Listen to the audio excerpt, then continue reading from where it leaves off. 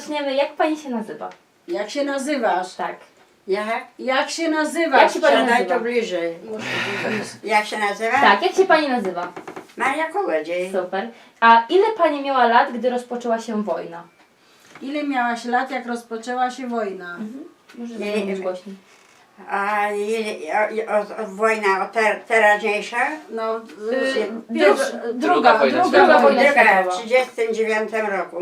Ile miałam lat? Tak. No do 18 roku urodzona byłam, w 18, to Tak. do 39 roku wojna wybuchła. Aha.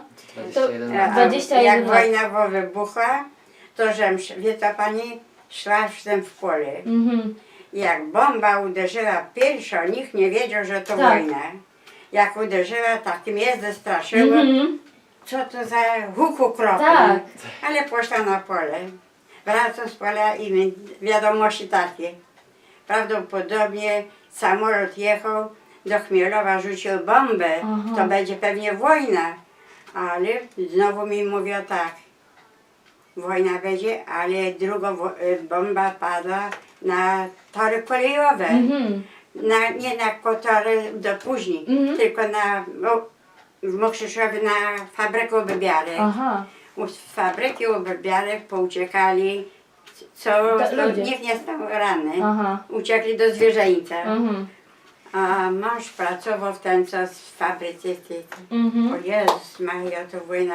Czy uciekł, czy ranny, czy żyje, Tak, czy nie żyje. Tak. To mnie to zastraszyło. Ależ to wypadło potem, co trochę co gorzej. No, rozumiem. To uciekliśmy Tak. z mężem ze Stalów na Orliska, tam urodzony był. To jak bomba uderzyła, to najbardziej w kolejowe.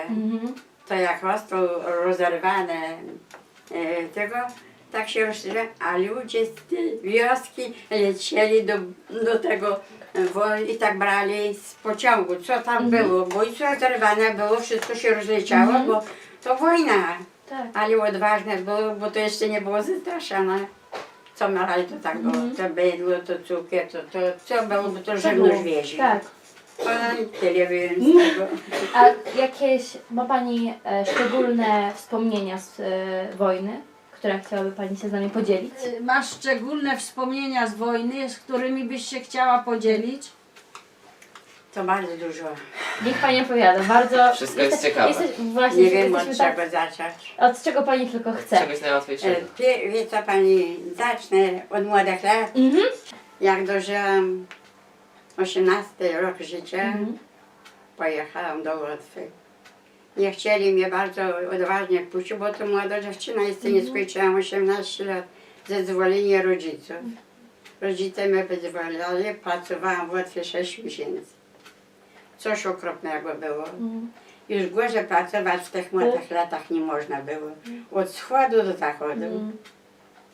Nieraz jak mnie na śniadanie wołała, to już byłam tak przemęczona, Ciężko było. ustano, że tak sobie pomyślałam. Wczoraj mówiłam, że przemęczona dorobiłam, ale dzisiaj nie dorobię do wieczora. Od wschodu do zachodu.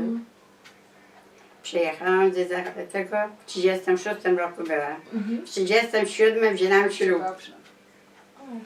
Z mężem dorobialiśmy się.